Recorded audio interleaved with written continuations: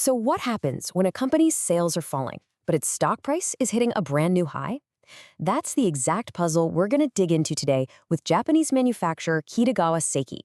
Their latest financial report is, well, it's a fantastic lesson in looking beyond the headlines.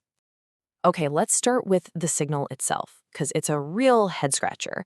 On one hand, you've got the stock market just cheering, right?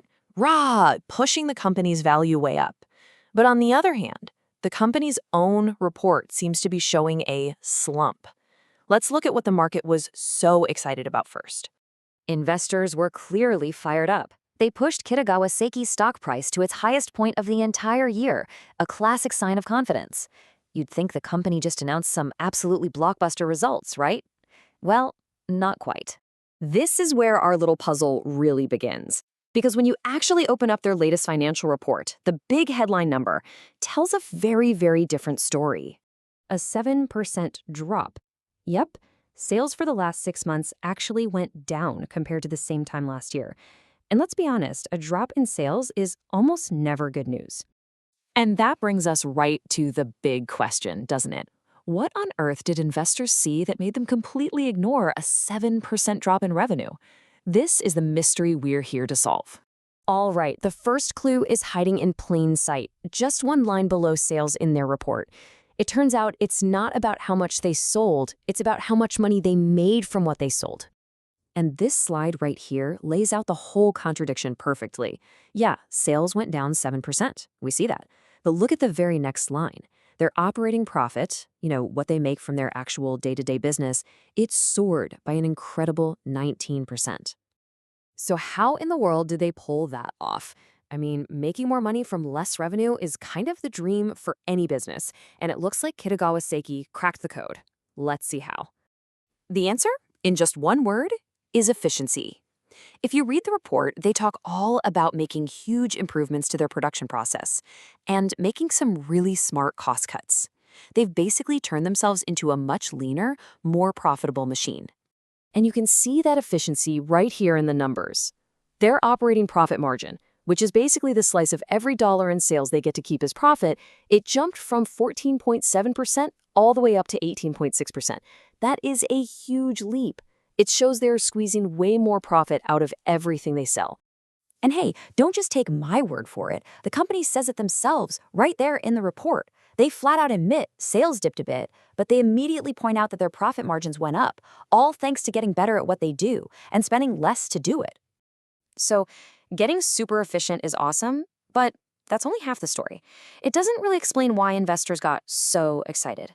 It turns out the market wasn't just looking at how the company did in the past. It was looking at its future. And this is the real key. Smart investors weren't trading based on the last 6 months of sales. That's like driving by looking in the rearview mirror.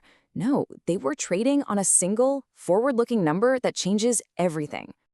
And here's that number. New orders for their main business, industrial machinery, exploded by 197% compared to last year. I mean, that's not just growth, that's a staggering, game-changing increase. To really put that number into perspective, this absolute flood of new business gave them the highest number of orders in a single quarter that they've seen in a decade. A decade. This is a massive turning point. So where did all this new business come from? Well, the report points to a huge wave of demand from overseas for their printed circuit board presses. In fact, the share of new orders coming from outside Japan skyrocketed from about half to a whopping 86%. And this is why investors were totally willing to look past those old sales figures. This flood of new orders completely rewrites the company's future. It's not about what they've done, it's about what they are now guaranteed to do. So now we see the perfect storm that investors were betting on. They saw proof of a highly efficient, super profitable operation. And now they see a record-breaking amount of new work getting fed into that highly profitable machine. High efficiency plus high demand, well, that's a recipe for some serious profit. All of that new work goes into something called the order backlog. The easiest way to think about it is it's the company's to-do list of confirmed jobs they just have to build and deliver. In other words, it's guaranteed future sales locked in. And Kitagawa Seiki's backlog, their to-do list, is just exploding. It has grown by 165% in a single year from 4.5 billion all the way up to 7.4 billion yen. That is a gigantic pipeline of work that's going to turn into cold, hard cash over the next few months. So with the pipeline that full, it's no surprise the company itself is feeling extremely confident.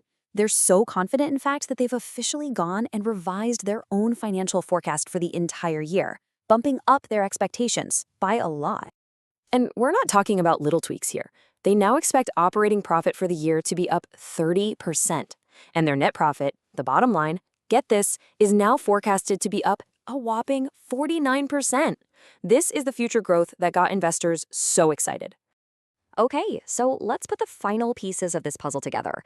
On one side, you have mastered efficiency, and on the other, you have a record-breaking opportunity. So here's the story in a nutshell. First, Kitagawa Seiki fine-tuned its operations until it became an incredibly profitable machine. Then, just as they perfected that engine, they secured a record-breaking amount of fuel, all that future business to pour right into it. So the puzzle is solved. The falling sales were just a quick glance in the rearview mirror, while the stock price was looking way, way down the road. And that leaves us with a brand new and honestly a much more interesting question. The company challenge has totally shifted from finding work to figuring out how to handle it all. And you know what? That is a pretty great problem to have.